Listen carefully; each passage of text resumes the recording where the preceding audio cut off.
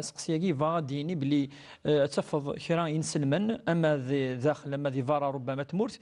تفض يلتزم العبادات يعني يعبد ربي عز وجل يعني تظل مثلا يتوزام ولا ربما تفض مولاي يحجد تزكي ما تولي ضفي وذي سنظن يوديس النظام تفضل باللي الفعايل ينس الخدمات النظام ما إلا ماشي ذي الجامع ما ذي الخدمه ما ذي فارا يعني سلا مقام الاختلاف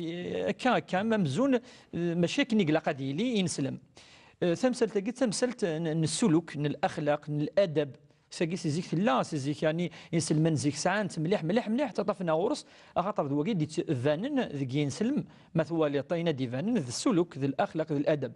ثم زورتي لقى نزر الدين النعاش مدى صلاة تولى الدين الإسلامي ربي كمليثيد نادى اليوم أكملت لكم دينكم وأتممت عليكم نعمتي ورضيت لكم الإسلام دينا ربي عز وجل يرى الدين قلنا يكمليث أفاش تقي لا يقف العبادات شو إلا إلى الإيمان صار ربي عز وجل أتمنص ربي عز وجل أتمنص الآخرة تفصل الملائكة تفصل الأنبياء والرسل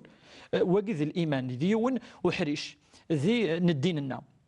احريش والسن واقف شو يهضر انت الا ام كتعبد ربي عز وجل الا قد نعبد ام كتعبدن الانبياء مره اما الزليث اما السوزام ما توزامض اما الصدقه اما الزكاه اما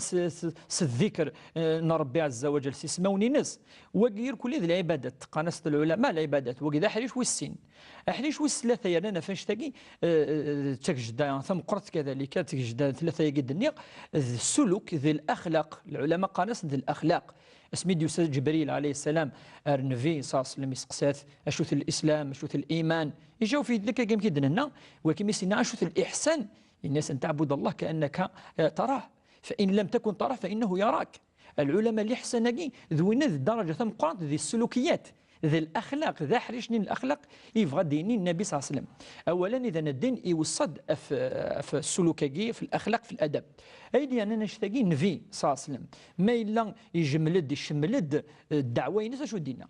انما بعثت لاتمم مكارم الاخلاق يندني كينيش يعيد ربي يوكن ادكملا ثمثلت السلوك ثمثلت الاخلاق افقيد يشقى ربي اما الايمان ذا اكد في اللاس العباده ذا اكد ولكن السلوك الاخلاق يرنا طاس النبي صلى الله عليه وسلم ما الى الحاجه اني نلقى نزار ازال عن السلوك والاخلاق ذي ديننا